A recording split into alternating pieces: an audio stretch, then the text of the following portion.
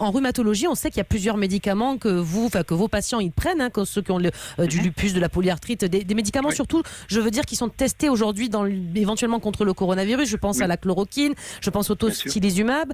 Ils sont testés tous les deux contre la Covid-19. Est-ce que vous avez la sensation que vos patients ont été plutôt protégés de ce fait-là ou pas ?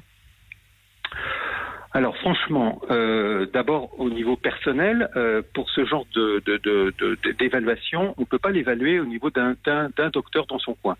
On ne peut l'évaluer que lorsque l'on regarde les différentes études qui ont été réalisées. J'aurais tendance à dire malheureusement, tous les essais avec chloroquine, hydroxychloroquine, tous ont montré l'absence d'efficacité clinique.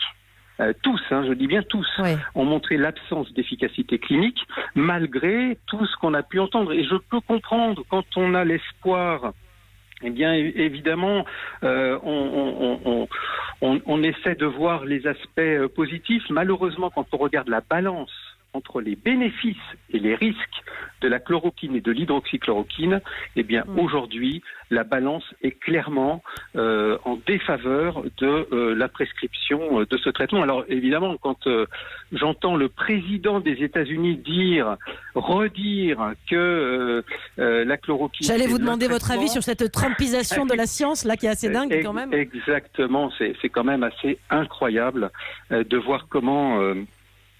cette crise a mis en évidence des lacunes dans la communication de la science, et en particulier... Justement, Dr Jimmy Mohamed a une question pour vous dans ce sens, je crois. Oui, professeur, j'ai le sentiment qu'il y a les pro-Raoult comme Donald Trump, sans forcément avoir de fondement sur la science, et puis il y a non pas les anti-Raoult, mais en tout cas ceux qui sont du côté de la recherche, de la médecine fondée sur les preuves, et surtout le fait de ne pas nuire aux patients. Est-ce que vous pensez que malgré avec tous ces débats un peu précipités, un peu chaotiques, on a incité certains praticiens à négliger justement ce principe fondamental de la médecine de ne pas nuire d'abord aux patients ? Bah oui, malheureusement, quand vous avez des grandes personnalités, je parle de grandes personnalités, Didier Raoult, c'est un très grand spécialiste en maladies infectieuses, bien sûr, dirige un très grand centre, voilà, et qui malheureusement part dans des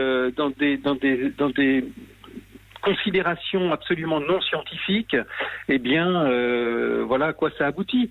On peut pas jeter la pierre aux personnes qui suivent, parce que évidemment, quand on entend un grand scientifique, on n'a plus envie de le suivre.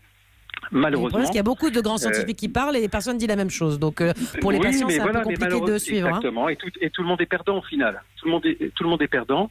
Vous avez après des relais par des hommes politiques qui vont également ajouter encore de la confusion au débat. Et finalement, on n'écoute pas et on ne suit pas la seule chose qui devrait être suivie, c'est-à-dire les études scientifiques bien faites qui permettent de voir si un médicament a plus de bénéfices que de risques. Bon, en tout cas, on n'écoutera pas les prescriptions du docteur Trump, ça on l'a compris.